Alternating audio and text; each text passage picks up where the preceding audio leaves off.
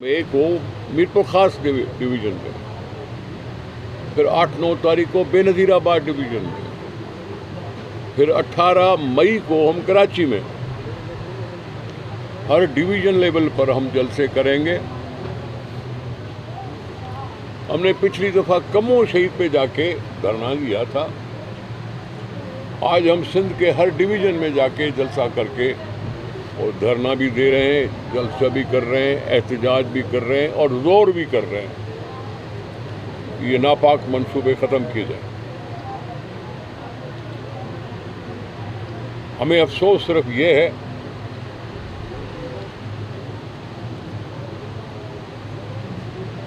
कि कोई जमात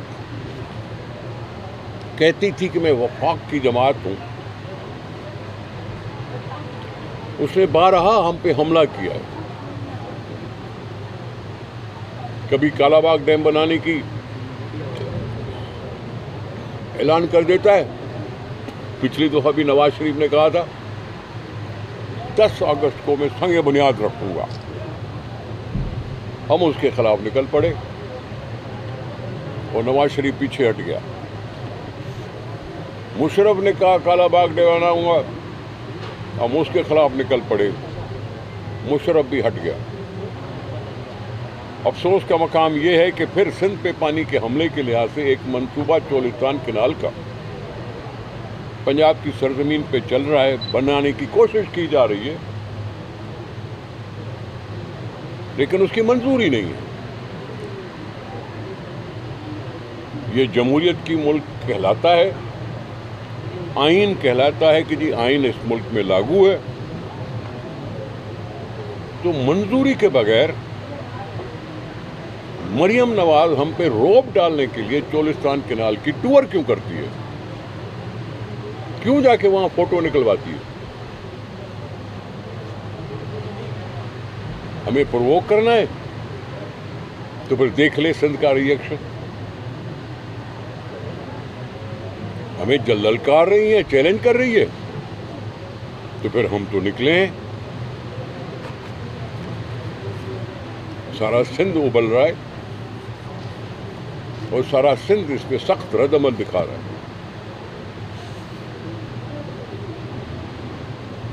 मैं मरियम नवाज का इसलिए नाम ले रहा हूं कि वो चीफ मिनिस्टर है। मैं PMLN का नाम इसलिए दे रहा हूं कि PMLN का वजीर आजम है शहबाज शरीफ, और हुकूमत में जमहूरियत कहती है और हुकूमत में आइन है। आइन के ये बड़े ओहदे हैं, वजीर आजम और चीफ मिनिस्टर किसी सूबे का, इनसे बड़े ओहदे नहीं है। हवाले खां मातेली मां वारो सुलूक पियो करे। असां जेका सिंध हुकूमत जे अरे मां आहे ई कोन, माटेली बि न चएसि। बिल्कुल उन खिलाफ जेको पीपल्स पार्टी आहे, पीपल्स पार्टी जी हुकूमत आहे, उनखे लगाम छो न थी विझे? ऐं जेको हींअर हुकला बिरादरी जेको तक आराम सां इरसा छा इरसा ॿुधाए छा पियो थिए? इरसा जे लाइ निगरान हुकूमत में वाटर जी वज़ारत खे चयो वियो त इरसा में तरमीम लिखी अचो। इरसा जा 5 मेंबर आहिनि,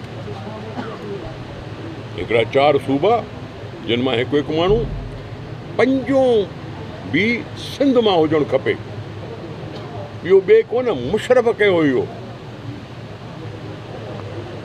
त सिंध मां हिकिड़ो 5 नुमाइंदो हुजणु खपे। ये 5 रोटेशन में चेयरमैन थींदा, ये 5 गॾिजी वेही फ़ैसिलो कंदा हुया। निगरान हुकूमत जी चयो त हिन में तरमीम कयो, त हाणे हिननि जो हिकिड़ो मुक़ररु कजे ख़ासि चेयरमैन हमेशह जे लाइ, तो रोटेशन में न मुक़ररु करे ख़ासि ऐं चेयरमैन कयूं। केरु? हिकिड़ो ब्यूरोक्रेट, 21-22 ग्रेड जो ब्यूरोक्रेट, जंहिंखे मुक़ररु करण जो अख़्तियार हुजे वज़ीर आज़म खे। मां उनखे रोकायो, सिंध असेंबली में ठहराव पेश कयोसीं, तरमीम रद्द कराईसीं, तरमीम रद्द कराईसीं। इहो बि इरसा खे ॿुजे ॾियण जे बराबरि आहे। तव्हांजो जो सवाल आहे न, तव्हां हुन ते कंट्रोल छो नथा कयो? असां उन तरमीमुनि खे रोकियूं था ऐं उन में मुश्तरका फ़ैसिले जे तरफ़ था हलूं।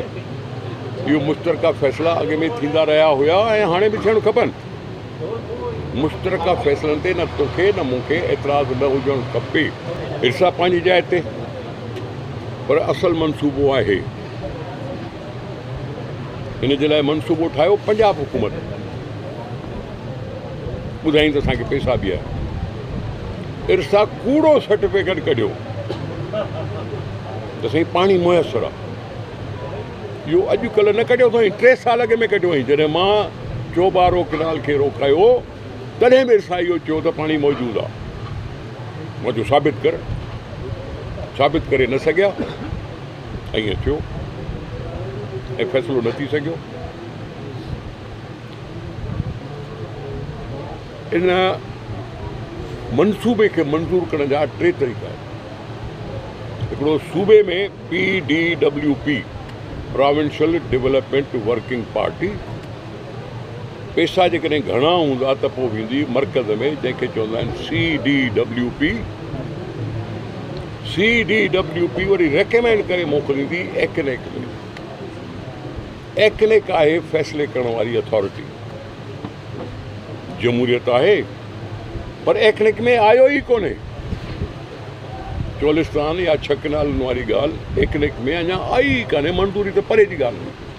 मां इन जे करे थो सुवाल कयां मरियम नवाज़ खां त जॾहिं एक्नेक में मंज़ूरी न थियो त तूं उते उन स्पॉट ते वञी असांखे छा थी करणु चाहीं? न चीफ मिनिस्टर पाकिस्तान पीपल्स पार्टीअ जो चेयरमैन आहे, न निसार खोड़ो चेयरमैन आहे। चेयरमैन बिलावल भुट्टो साहब ऐं जेको चेयरमैन जो पॉलिसी बयानु आहे उहो ई पीपल्स पार्टी जो फाइनल बयानु आहे। पाकिस्तान पीपल्स पार्टी हिकिड़े पार्टी इहो मुंहिंजी बिलावल जी चवणु आहे।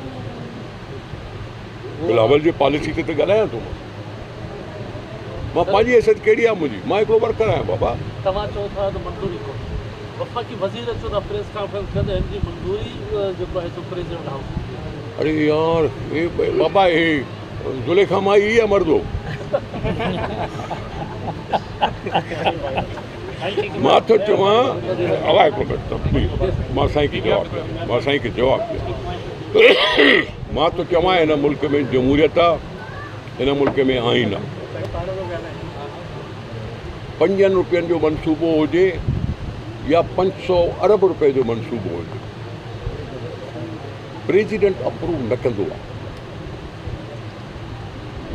प्रेसिडेंट अप्रूव न कंदो आहे, गवर्नर अप्रूव न कंदो आहे।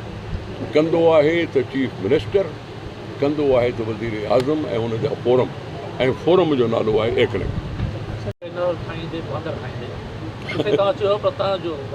अदा इहो पुराणो नालो आहे, इहो पुराणो नालो आहे।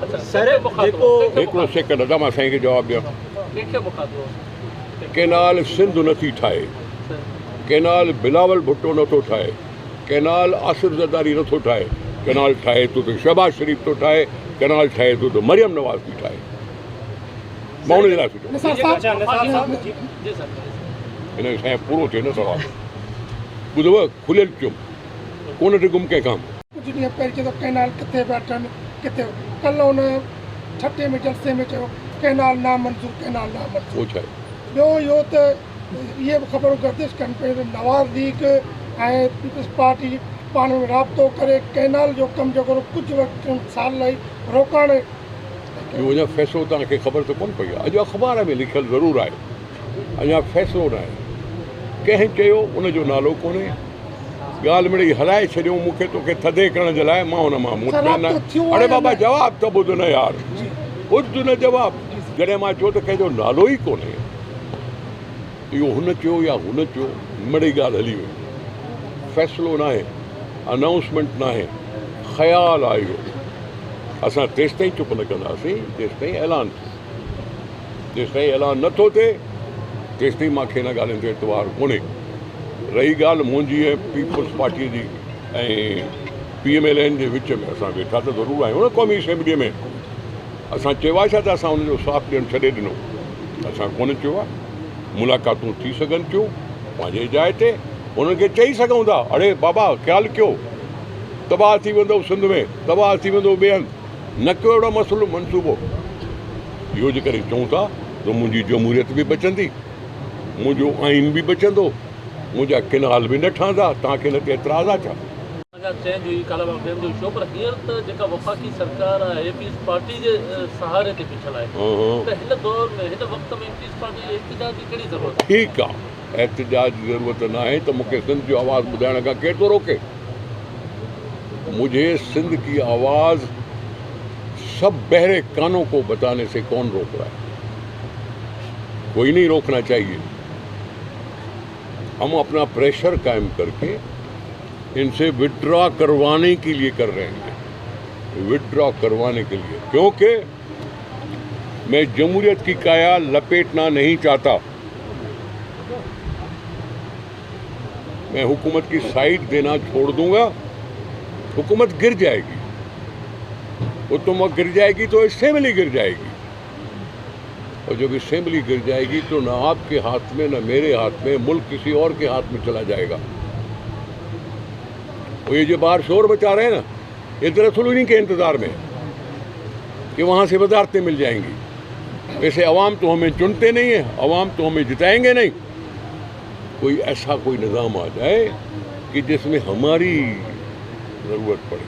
अच्छा, पहले भी बैठे थे और कल भी बैठने को तैयार है। जो पेश की है कैनालों के खिलाफ, आगे चल के आप पीपल्स पार्टी उसको हिमायत करेंगे उसकी? मैं असेंबली का मेंबर हूँ, मैं बताऊं इमरान खान को, उस पीटीआई को जो भी बड़ी बड़ी बातें करती है, चौबारों कैनाल इमरान खान ने क्यों जाके इफ्तिताह किया था, जलालपुर का क्यों इफ्तिताह किया था, जिसको हमने रुकवाया उस वक्त। कल ये कैनाल बनाने वाले आज कह रहे हैं कि जी हम बड़े शरीफ हैं, मासूम हैं। ग्रेटर थल कैनाल से चौबारों कैनाल निकाली थी, मैंने रुकवाया था, पीपुल्स पार्टी का मेंबर था मैं एकनेक में। पहले तो जवाब वो दे ना, क्यों चौबारों कैनाल के लिए उसने मंजूरी दी थी? वो प्राइम मिनिस्टर था, आरिफ अलवी की बात नहीं कर रहा हूं मैं। जलालपुर क्यों बनवाने की कोशिश की थी? मेरे सिंध का पानी क्यों चोरी करने की कोशिश कर रहा था वो? इसलिए मुनाफिकों का वो किरदार मुझे वाज़ेह करके सिंध के लोगों को बताना है। गवर्नमेंट चीफ मिनिस्टर की है पंजाब में, गवर्नमेंट शहबाज शरीफ की है वफाक में, गवर्नमेंट ने मंजूर नहीं दी। और एक चीफ मिनिस्टर उठ के जाके खड़ा होता है कि जी मैं देखना आया हूँ कि कहाँ बनेगा चोलिस्तान किला। मैं इस हरकत को कंडेम कर रहा हूँ।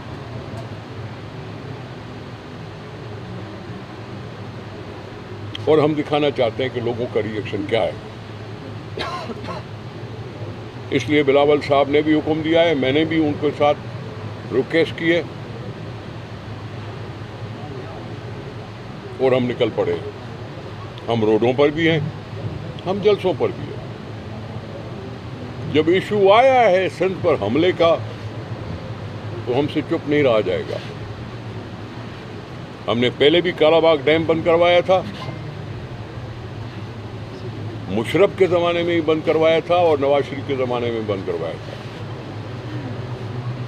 आज जो दूसरे सड़कों पे हैं वो उस ज़माने में मुशर्रफ के बगल बच्चा थे। कालाबाग डैम और ग्रेटर थल कैनाल, इसके टाइम पे मैं मुशर्रफ के साथ नहीं बैठा था, ये लोग बैठे हुए थे। मुशर्रफ से पहले नवाज शरीफ के साथ ये लोग बैठे हुए थे। वो लियाकत जतोई बैठा था, ये जलाल महमूद शाह बैठा था और मनसब पे बैठे थे। जब हम कहते थे कालाबाग डैम के खिलाफ रेजोल्यूशन पास कराओ तो बत्तियां बुझा के माइक बंद करके असेंबली से भाग जाते थे। इनका किरदार मैं वाज़ेह करूंगा क्योंकि सिंध के लोगों को कोई बेवकूफ़ न बनाए। हमने पहले भी कालाबाग डैम को बंद कराने की हत्तल मकदूर कोशिश की थी और मैं फखरिया तौर पर कहता हूं कि फाइनली وزیر اعظم راجہ پرویز اشرف جو پیپلز پارٹی کا وزیر اعظم تھا، اس نے اعلان کیا تھا کہ پیپلز پارٹی کے ہوتے ہوئے کالا باغ ڈیم نہیں بنے گا. یہ ہوا تھا. نواز شریف پیچھے ہٹ گیا تھا. اعلان پرویز اشرف نے کیا تھا. جب یہ ہمارا ماضی ہے تو ہم آئندہ بھی سندھ کو بچانے کے لیے اپنی جان حاضر کریں گے.